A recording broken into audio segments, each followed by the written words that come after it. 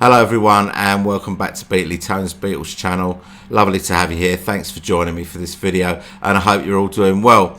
Now I just wanted to send a special message to my very good friend from over the pond, Beatle Brad, who's just had some serious surgery on his nose. I wish you a speedy recovery, mate, and we hope to see you back making your fabulous videos very soon. Brad gives this channel and me a lot of support and I really appreciate that, so my best wishes to you, my friend. Get well soon. Now, as sure as eggs are eggs and as night follows day, you can be pretty sure that on any Beatles channel on YouTube you will find a ranking of Beatles albums. Now, this channel's been going for 10 months and we haven't done one yet, and I had a request from a subscriber, Armin Zink, who asked me to do this video, so that's what I'm going to do. So I've got this great big pile of Beatles albums to rank.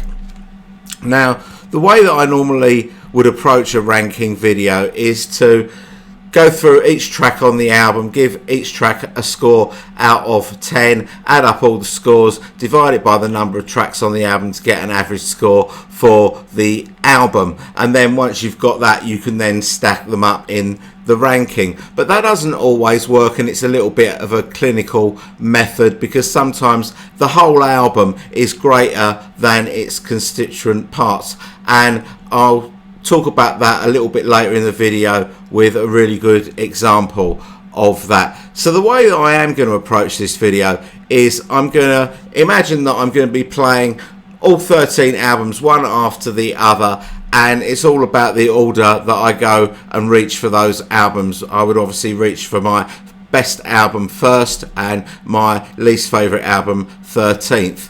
So that's what I'm going to do, but obviously I'm going to present them from worst to best, because by doing them from best to worst would be a complete anticlimax and a totally rubbish idea. So the thing about doing ranking videos or ranking albums is it all depends on how you feel at the time that you're doing the ranking, and obviously things can change over time. But I think with this list that I've put together, the songs at the top of the list and the songs at the bottom of the list are pretty static. I can't really see them ever changing, but there is a little bit of room for manoeuvre in the middle where one or two albums could move up or down a place or two. So I'm not going to speak for a long time about each album. I'm just going to give an overview, and I think I'll pick a favourite track and a least favourite track, but I'll keep the main talking about the albums for when I do a review of them. So let's get on with it. Now, all ranking videos have to have something sitting at the bottom of the pile, and for me it's this album from 1969, Yellow Submarine. Now, the reason why this hits the bottom spot is there are only 4 new Beatles songs on it. On side 2, it's full of George Martin's orchestrated score, the incidental music used in the film, so it's not Beatles music at all. And to include one song that's not Beatles music, let alone a whole side, is just the worst idea since the day that George decided to take Eric Clapton home to meet the wife. The notes on the back of the sleeve are all to do with the White Album, so nothing to do with Yellow Submarine. So just everything about this album is wrong. It is the mayor of Wrongtown. Now, if it had been down to me, this would come out as an EP, or if you had to put it out as a full album, pad it out to a full album, then just put the other songs that were used in the film, just like we got on the Yellow Submarine song track, which is pretty much a perfect album. If I was ranking sleeves, then this beauty would be somewhere near the top. It's absolutely gorgeous, fantastic sleeve on Yellow Submarine, but I'm not ranking sleeves, I'm ranking the album, so this one comes bottom of the pile. My favourite song on the album is Hey Bulldog, and my least favourite song on the album is side 2. So if Yellow Submarine isn't your least favourite Beatles album, do tell me down in the comments. I would imagine that that's quite a popular choice as least favourite Beatles album. Now I should say from here on in, the next 12 albums, I love every one of them to bits, but obviously with different degrees of lovingness. So my number 12 in my chart is with the Beatles from 1963. I think this album has got some fantastic moments on it, but it's also got some weaker moments. I think as far as Lennon-McCartney originals, I think this has probably got the weakest selection of those, with a couple of exceptions. It Won't Be Long is a blistering start to this album, and then it calms down with All I've Got to Do. All My Lovin' is obviously a classic, and I Want to Be a Man is great, and I really like Not a Second Time. But it has got some weaker moments on it, like Little Child and Hold Me Tight, and a couple of the covers. Devil in a Heart I'm not mad on, and I find Roll Over Beethoven a little bit tiring these days. But it has got some great covers as well. Please Mr. Postman is a belting song, and You Really Got a Hold of Me, the Smokey Robinson song, is my favourite Beatles cover of them all.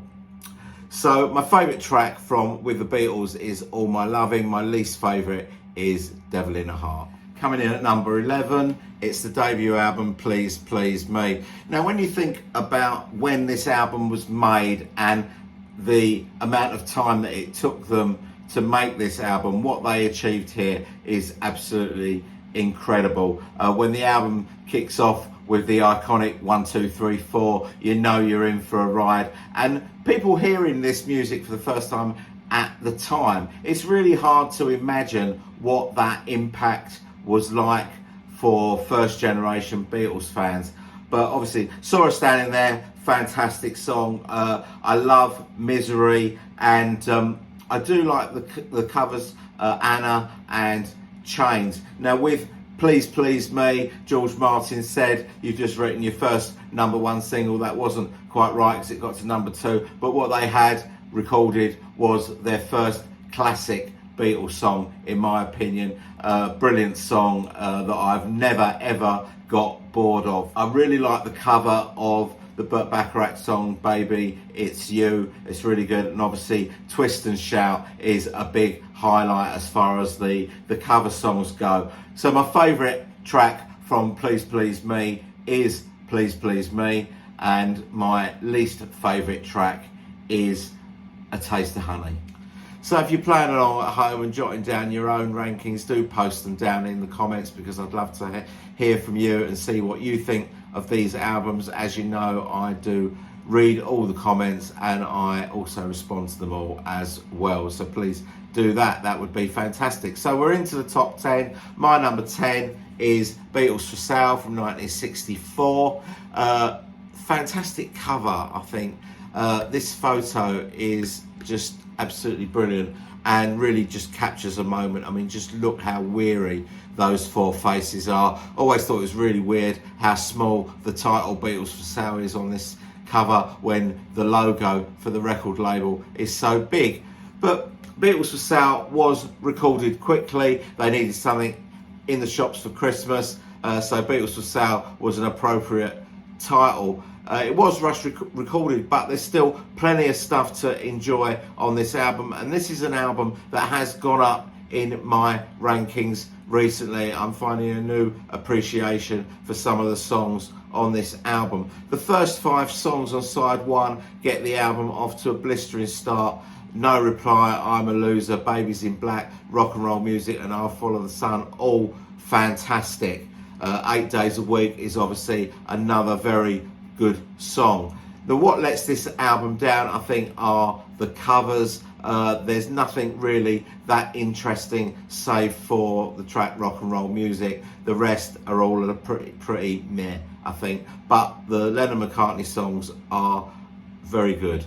So my favourite track from this album is I'm a Loser. My least favourite track, despite an absolutely incredible vocal from John, is Mr. Moonlight.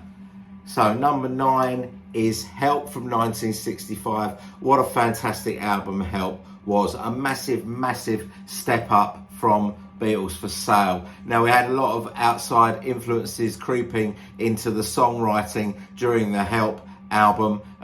The folk of Bob Dylan, the pop of Bob Dylan, and the folky influence on John's You've Got to Hide Your Love Away and Paul's I've Just Seen a Face is very evident.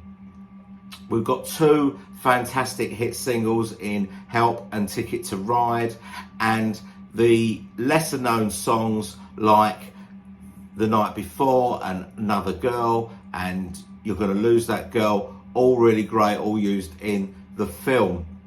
George had a couple of songs on this album for the first time. I Need You, which is his first really good song, and You Like Me Too Much, which isn't. Now, the album sort of fades away a little bit on side two. It's being really held up by John's It's Only Love, the fantastic Yesterday, and of course I've Just Seen a Face. We're down to only two covers on this album, Act Naturally, which is decent, and Dizzy Miss Lizzy, which in my opinion is an absolute stinker. So as far as favourite songs go, it's really difficult to see past Yesterday as a favourite song, but I'm going to go for Ticket to Ride because I just love the riff and I love Ringo's inventive drumming, and it's a song that I've never really got bored of. My least favourite song on the album is Dizzy Miss Lizzy. So this is where it starts to get really difficult for me, but at number 8 I'm going for A Hard Day's Night from 1964, an absolutely fantastic album. For me, the best of the Beatlemania years, which is Please Please Me to Help as far as I'm concerned. The first album of all self-penned songs, all Lennon McCartney songs, and a real noticeable step up in the songwriting from With the Beatles and Please Please Me, a real noticeable step up. Right from that very first iconic chord from George's 12-string Rickenbacker, you kind of know that they mean business. You've got two hit singles, A Hard Day's Night and Can't Buy Me Love, both number ones, both fantastic. You've got a couple of really good love songs from Paul in And I Love Her and Things We Said Today. You've got two of John's best early ballads in If I Fell and I'll Be Back, both songs with just unbelievable harmonies, just beautiful songs. Side one is from the film. There's not a bad track there. There's not a bad track on side two. Side two is pretty much rock orientated and mostly songs from John, things like Anytime at All, When I Get Home, You Can't Do That, all just brilliant. A little bit of country with I'll Cry Instead. If I'm picking a best track, it's difficult, but I think I'd go for If I Fell because I just absolutely love that. And picking a least favourite song is even more difficult because, like I say, I don't think there's a weakness on this album, but if I've got to pick anything, I'm Happy Just to Dance With You. So number 7 in my ranking is Let It Be from 1970. Now, how can an album that can boast songs like Let It Be, Long and Winding Road, I've Got a Feeling, Two of Us, Across the Universe, Get Back, be so low in my chart? Well, the reason is because everything that's still to come is better. That's how rankings work. But seriously, we know more about this album or the making of this album now, having watched the Get Back documentary, and I think that has improved my love for this album. Certainly the Giles Martin remix has improved my love for this album, but we've known all along that we don't get the best versions of The Long and Winding Road and Across the Universe on this album. The Let It Be on here is my go-to version with the fantastic guitar solo from George. Two of Us is a real big favourite of mine. It absolutely charms the pants off me. I love it even more having watched the documentary and seeing how John and Paul worked so intensely with each other on this, and while everything else was crumbling around them. Now, John had really lost interest by this point. He didn't come into the studio with very much in his back pocket as far as songs were concerned, but the best song that he had, Don't Let Me Down, is not here, and that's a shame, because Don't Let Me Down would have made this album better. In fact, it would have made any album better.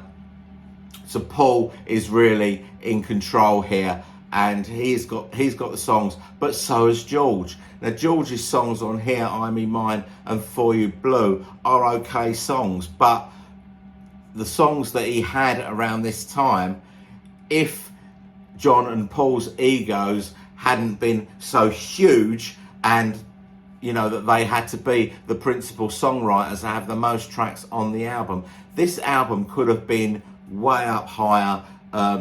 George had some fantastic songs. He was writing as good as McCartney around this time, if not better. Things like All Things Must Pass, which they tried out, it didn't work, or they didn't put enough effort into it to make it work. Other songs we saw in the documentary, George was coming in every day with a new song, and he ended up with I Me Mine and For You Blue on this album, which were not as good as those songs that he used on All Things Must Pass, that he was bringing into the studio.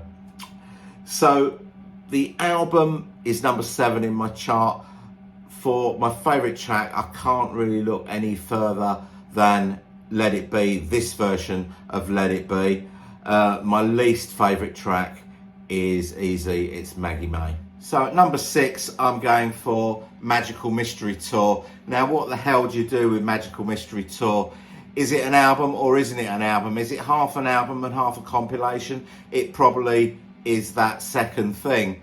But if you are going to take it seriously as an album, then it has to be considered as an album. And this album has got Fall on the Hill, I Am the Walrus, Strawberry Fields Forever, and Penny Lane on it. And if I was doing a top 20 all-time Beatles songs, my favourites, then 3 of those would be in that list. And something like Sgt. Pepper wouldn't have 3 songs in that list. So it's really difficult for me to place where this album goes. I think it's great. Even the other stuff, I love George's Blue Jay Way, and obviously it's got Hello Goodbye on it, and All You Need Is Love, Baby I'm a Rich Man. There's not a bad song here.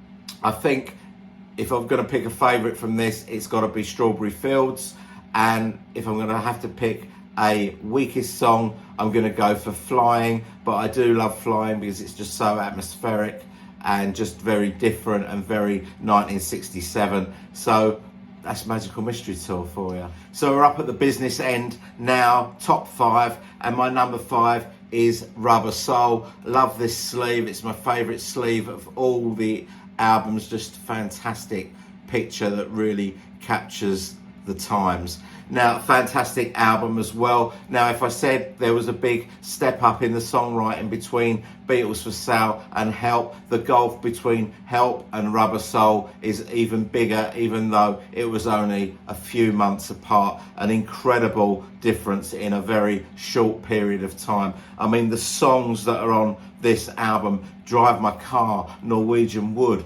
Girl, In My Life, Michelle, 2 songs from George, his best songs to date, If I Needed Someone and Think For Yourself, I'm Looking Through You, which is fantastic. The Word predates The Summer of Love by a good 18 months, ahead of their time as usual. Things like Nowhere Man with those amazing lush harmonies.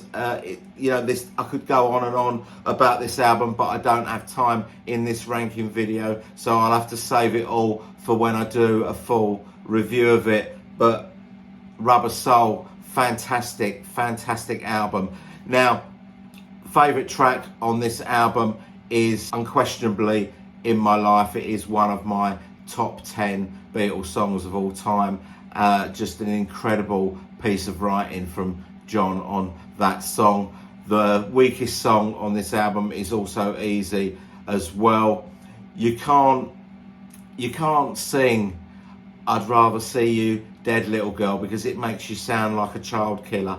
So the worst song on the album is Run For Your Life. So number 4 on my ranking is the utterly brilliant Revolver album.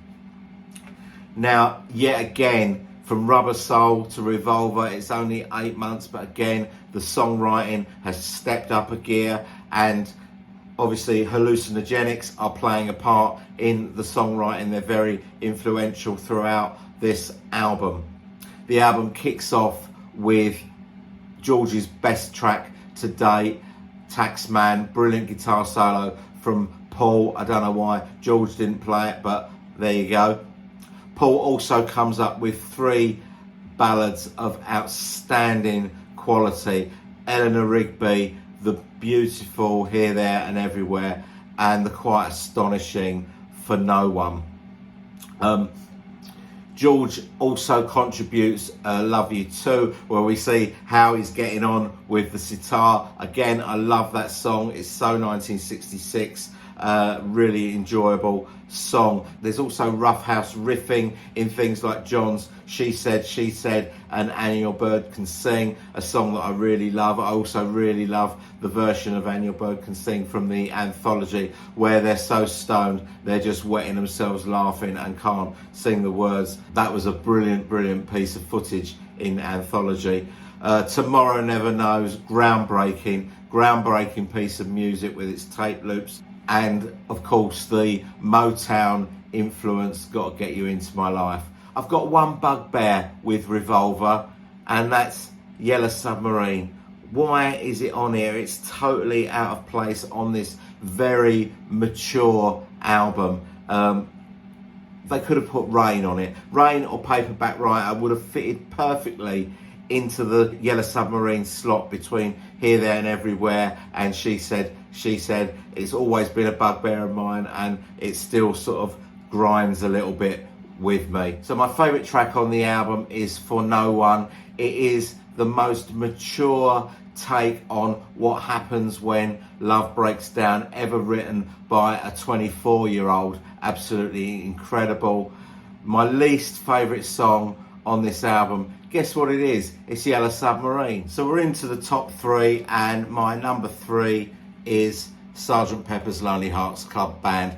Now, I'm not going to talk about the individual tracks on this album because I want to go back to what I said at the top of this video, that sometimes the whole thing is bigger than the sum of its constituent parts, and Sgt. Pepper is a brilliant example of that. Because if I was trying to create a top 20 greatest ever Beatles songs, I think only one song from this album would be on it, which means that although all these songs are brilliant within the confines of this album, if you take them out of their natural environment, they lose something. I'm not sure what it is, I can't put my finger on it, but they lose something. But as an album, this album just hangs together brilliantly as a complete piece of work.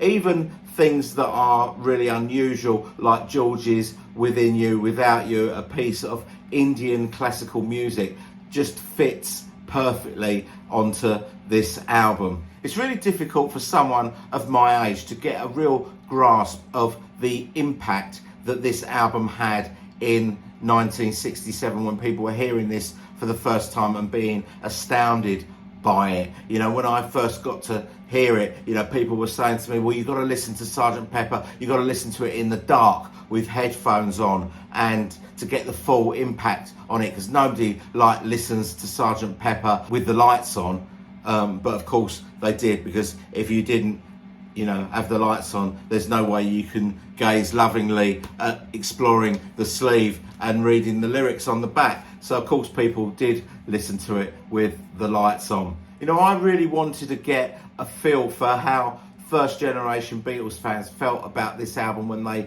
first heard it. I wanted to drop acid so I could really enjoy it properly, which is an absolutely ridiculous notion, because at 16, when I first heard it, I could barely hold down a couple of glasses of sweet cider. So absolutely ridiculous notion. So I never did that. For an album that was being hailed as being the soundtrack of the Summer of Love, it's a little bit strange that there are no love songs on this album.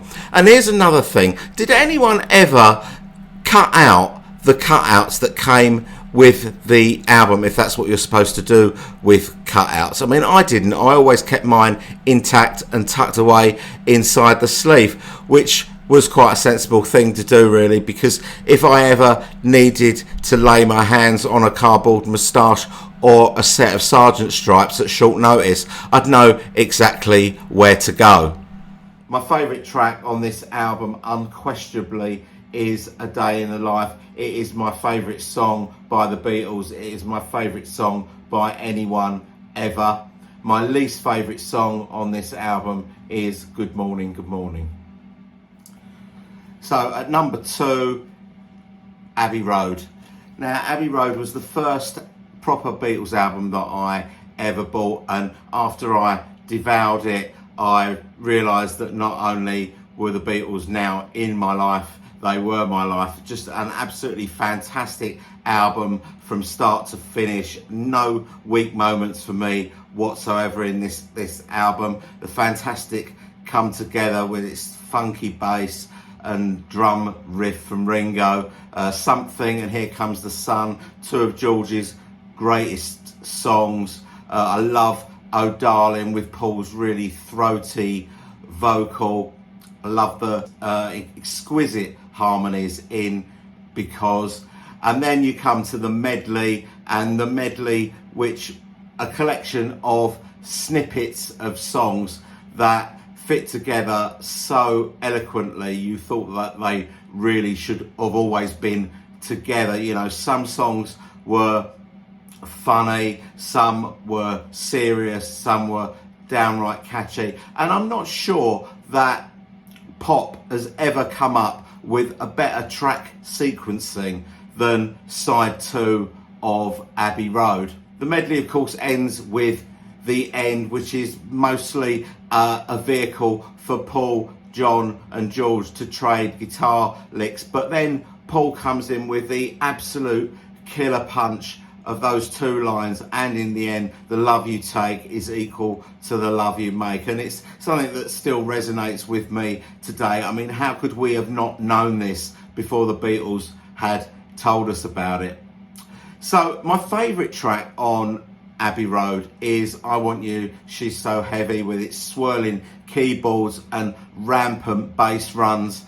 And although it's not the best thing that John ever wrote lyrically, it's just got 3 lines. Those 3 lines, somehow he manages to sing them differently every time he sings them, and that's another brilliant thing about that song. And of course, we've got this abrupt ending, which I'm still not ever 100% sure when it's going to happen.